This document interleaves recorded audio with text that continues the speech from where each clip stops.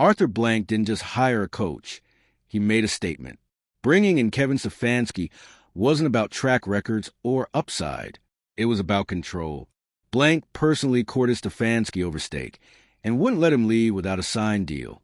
But the question no one in Atlanta seems eager to answer is why Stefanski's past, especially his contentious handling of SHEDEUR Sanders, was so quickly forgiven, with young quarterback Michael Penix Jr. on deck.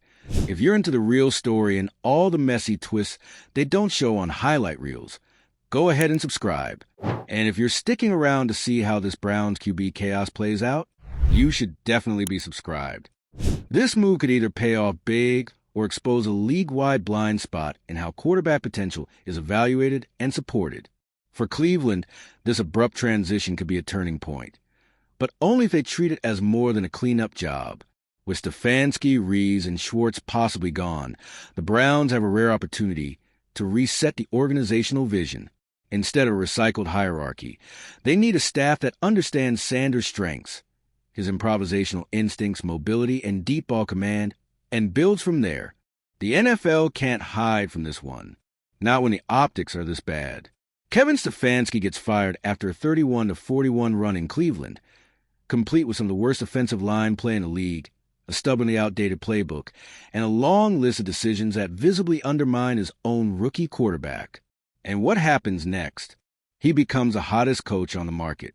7 interviews, 4 second-round invites, and then Arthur Blank steps in with a steak dinner and a locked-door negotiation session that ends with Stefanski as the new face of the Atlanta Falcons.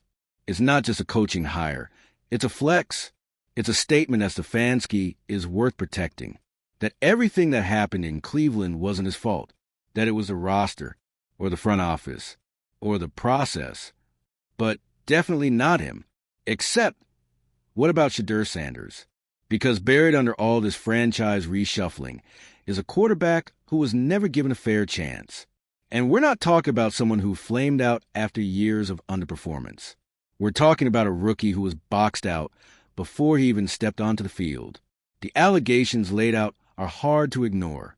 That Stefanski marginalized Sanders in practice, denied him meaningful reps, gave him a playbook that didn't fit his strengths.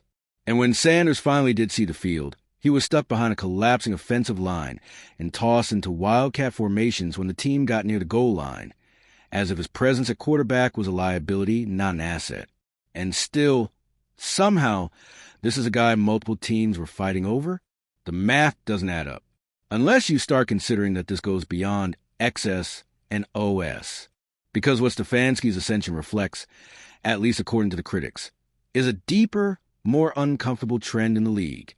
That when young quarterbacks don't fit the traditional mold, they're treated as experiments.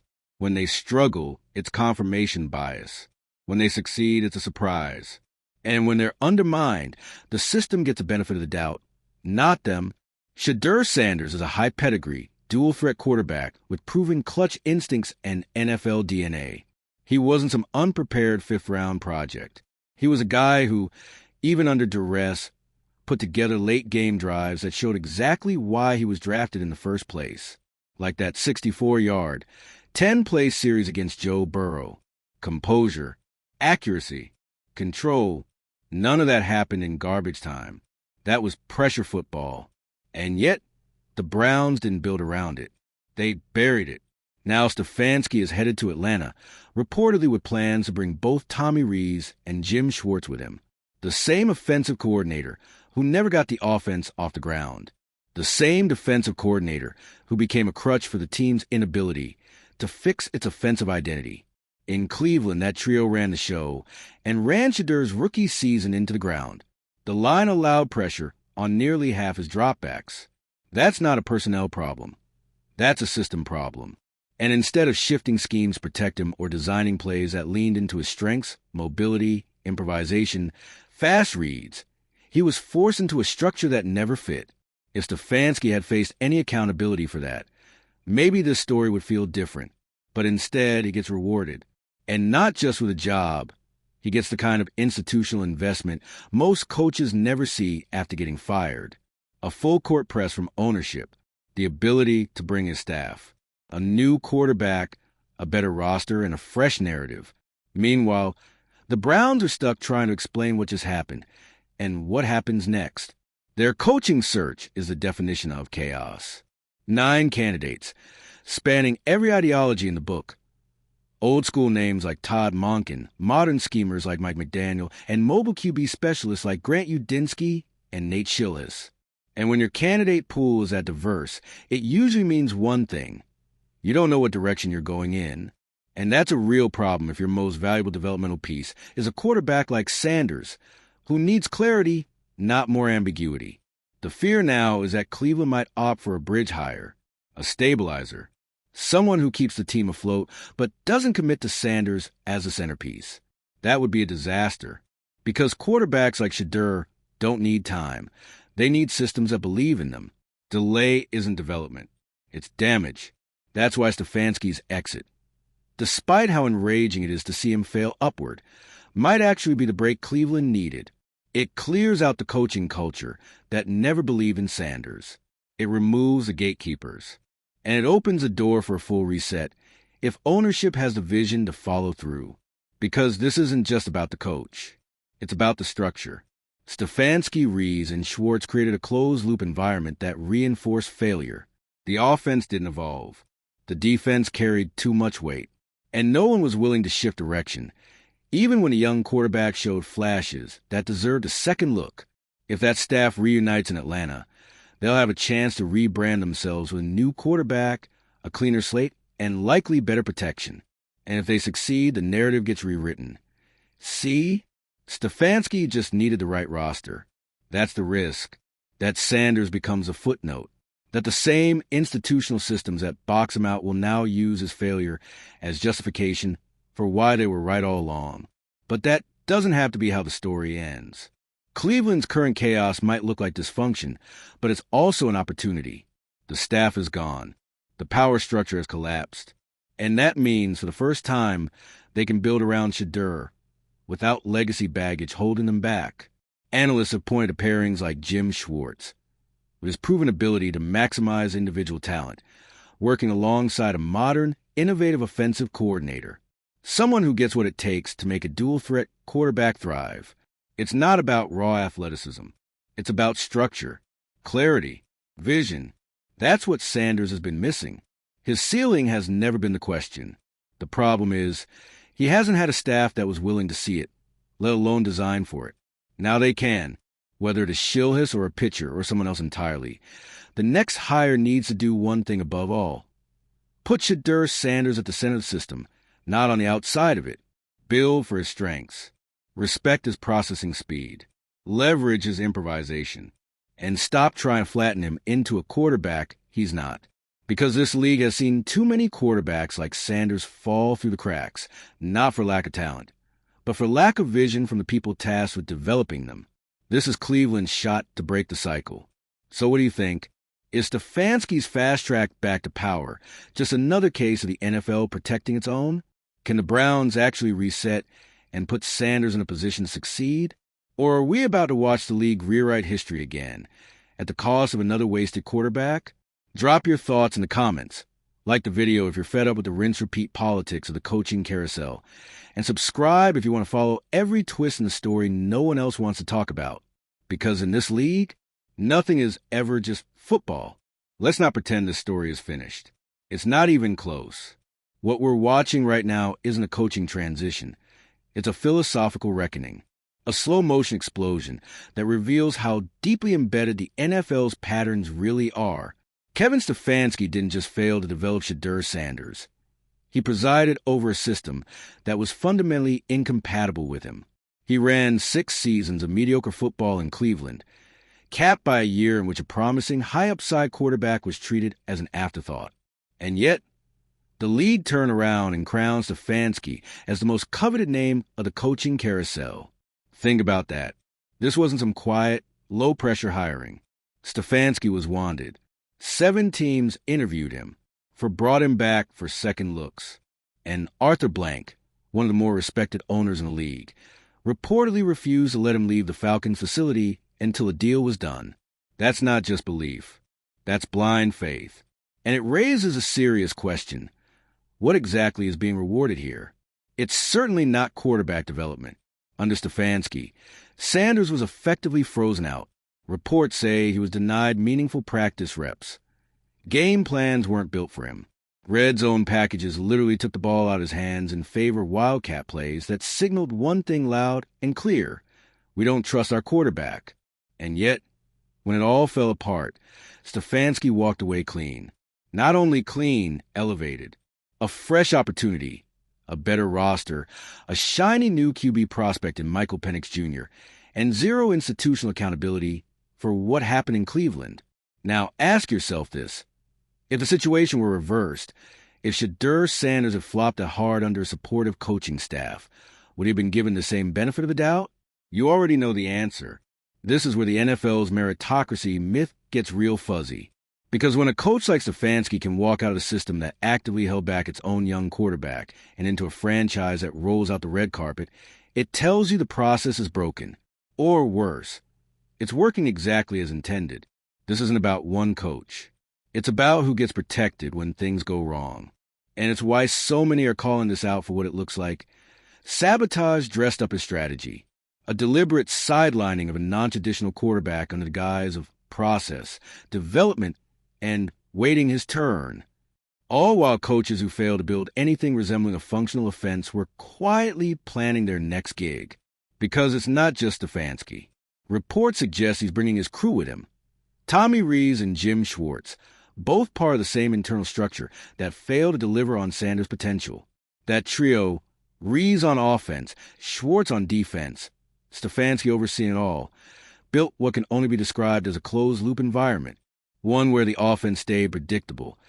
The defense was leaned on to cover the gaps, and the quarterback room was treated like a risk management department, not a developmental lab. And now they're going to Atlanta, a team with a young quarterback, a retooled offensive line, and elite weapons on the outside. If they succeed there, and they might, what happened in Cleveland gets rewritten as a personnel issue. That's the real danger. That Stefanski's success in Atlanta becomes a retroactive alibi for his failures in Cleveland. And where does that leave SHEDEUR Sanders? Stuck, again, because while Stefanski moves forward, the Browns are spinning.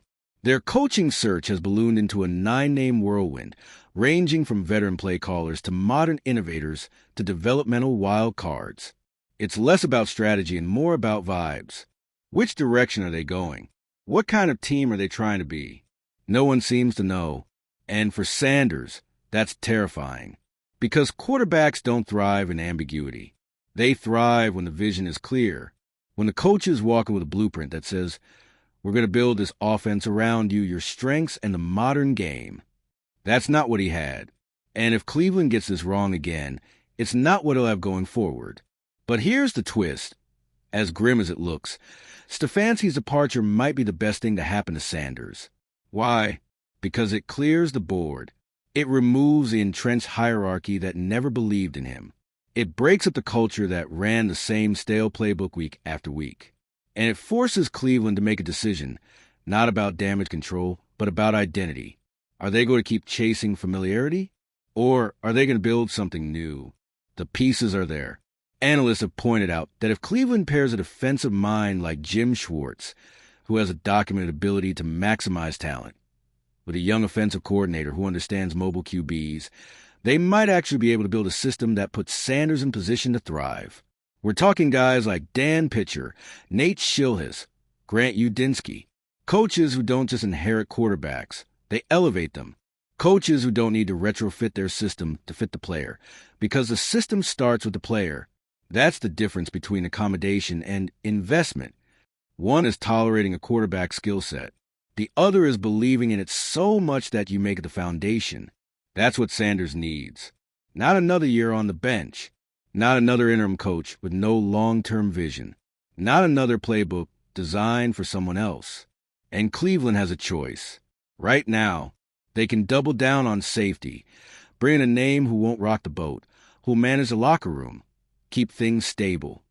Or they can finally take the risk they've been avoiding, committing to a quarterback who doesn't look like the ones they've always built around. Because the irony? Sanders has shown enough.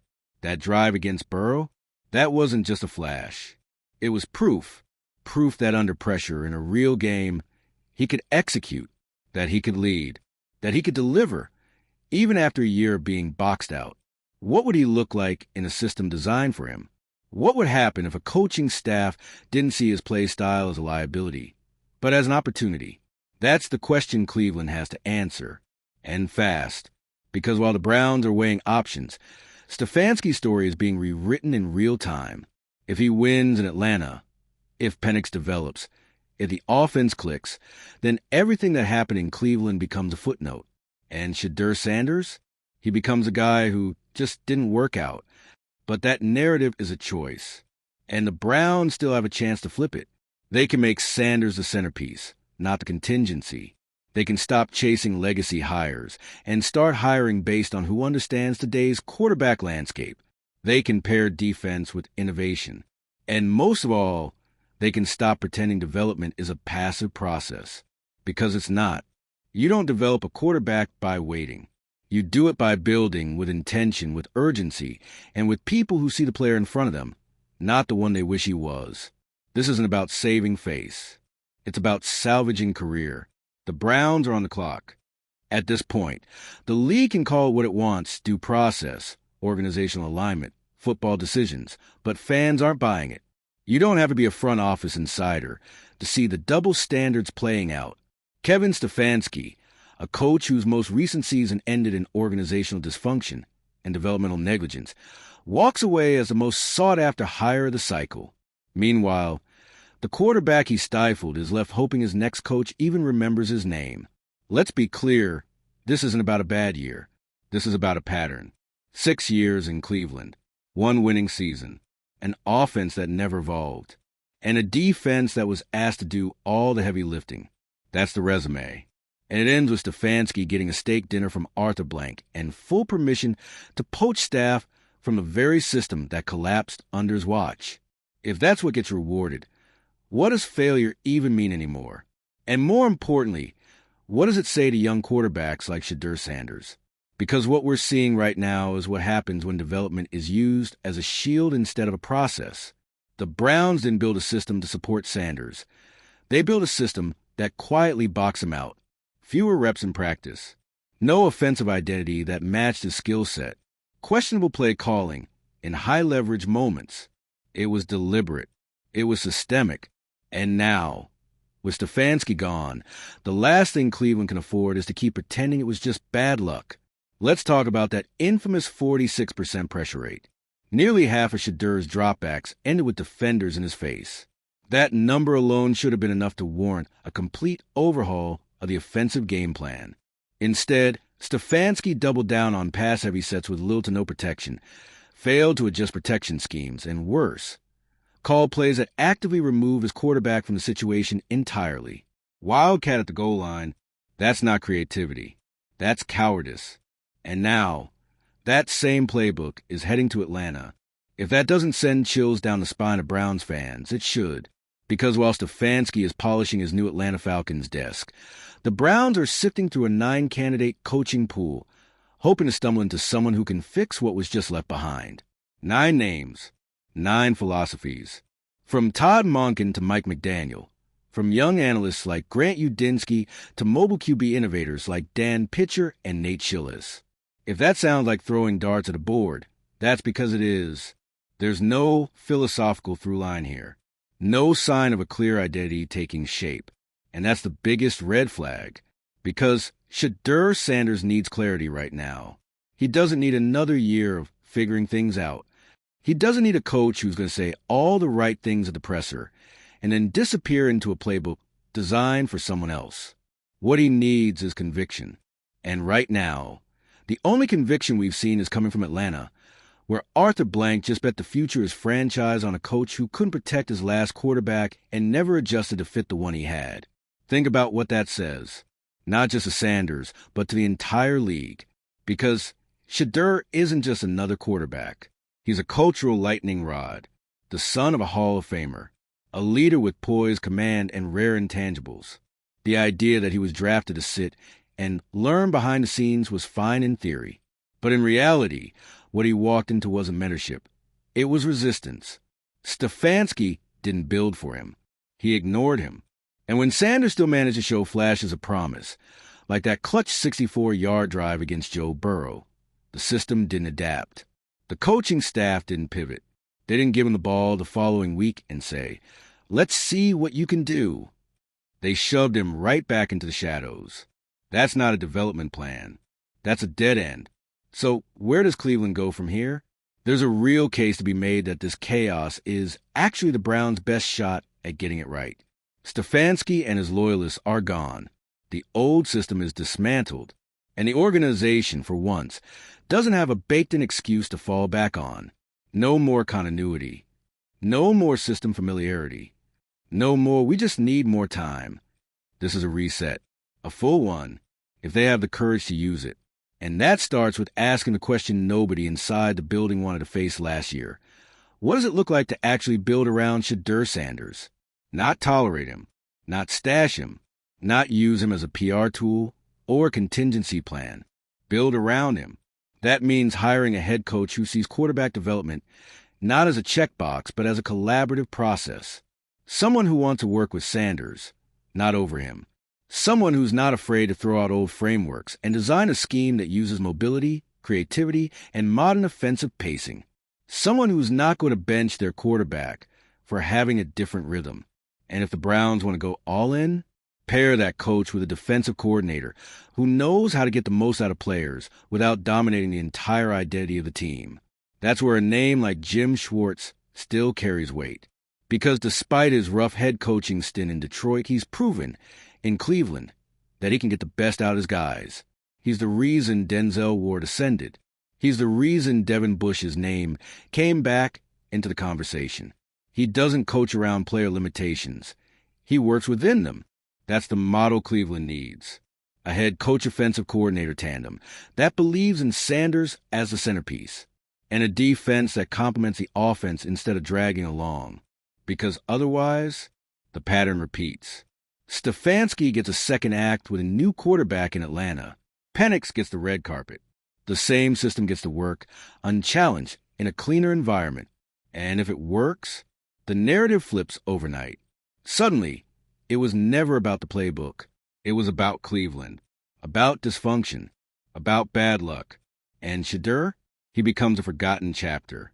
Another high upside, dual-threat quarterback who gets framed as too raw, not system-ready, or worse, never really had it. That's not a mistake. That's a choice. And Cleveland still has time to choose differently. They can stop the spin before it starts. They can rewrite the next chapter themselves instead of letting Atlanta write it for them. They can admit that what happened last year wasn't developmental failure. It was structural sabotage. But they have to act now, because every day they wait, every name they bring in without a clear plan, every press conference without direction, the clock ticks louder. And the league, as always, moves on. So let's hear from you. Is Stefanski's Atlanta move proof that NFL hiring culture is broken? Are the Browns finally positioned to do right by SHEDEUR Sanders? Or is this just another rinse and repeat cycle where talent gets wasted, coaches get promoted, and narratives get rewritten? Drop your take in the comments. Like the video if you're tired of the league pretending this is all just football strategy. And subscribe if you want to stay locked in as this story unfolds. Because the chaos might look familiar, but the stakes, they've never been higher.